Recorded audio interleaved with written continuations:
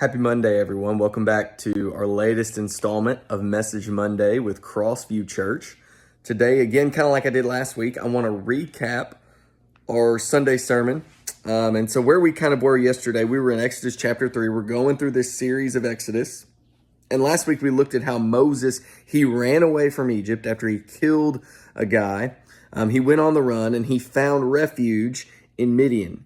And while he was there, he meets the priest of Midian's daughters, ends up rescuing them from some shepherds, and the priest of Midian invites him into his home, and he becomes his son-in-law. And so now here we are in chapter 3. Commentators estimate it's been about 40 years since that initial encounter.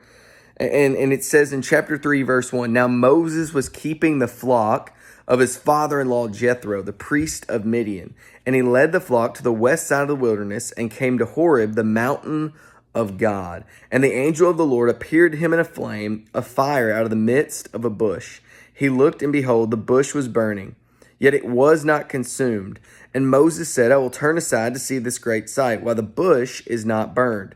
When the Lord saw that he turned aside to see, God called to him out of the bush, Moses, Moses. And he said, Here I am.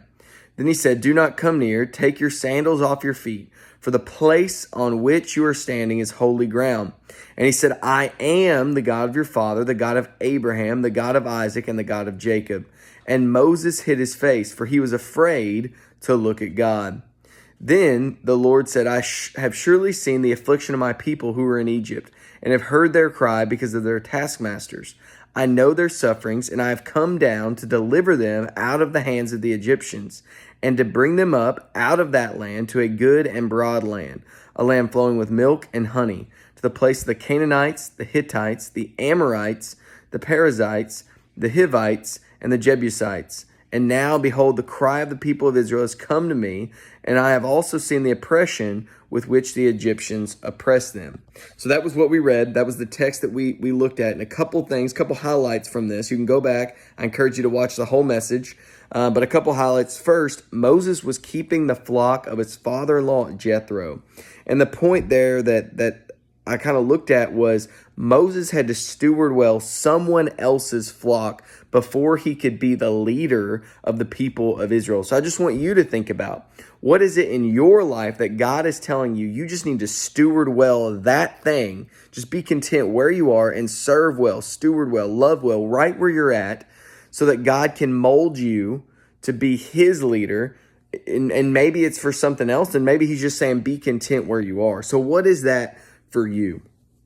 And then next, my next point was, God said, I am the God of your father, the God of Abraham, the God of Isaac, and the God of Jacob. And those guys, Jacob had been dead for hundreds of years, and the others even longer. And God said, I am their God. And so I just want to drive this point home, that God is the God of the living. And those guys that were listed, Abraham, Isaac, and Jacob, when you look at their life, they had some massive mess ups. Like Abraham and Isaac and Jacob, they did things that were sinful, and yet God was still their God. God does not say, I was their God, and then they messed it up. No, he said, I am their God. So God is the God of the living, and a covenant relationship with God is based upon what God does, not upon what we do. It is following God and surrendering to him. Just like Moses said, here I am. And so my challenge for you today is, would you listen to the call of God in your life, the call to surrender, the call to follow after him? And would you say, here I am?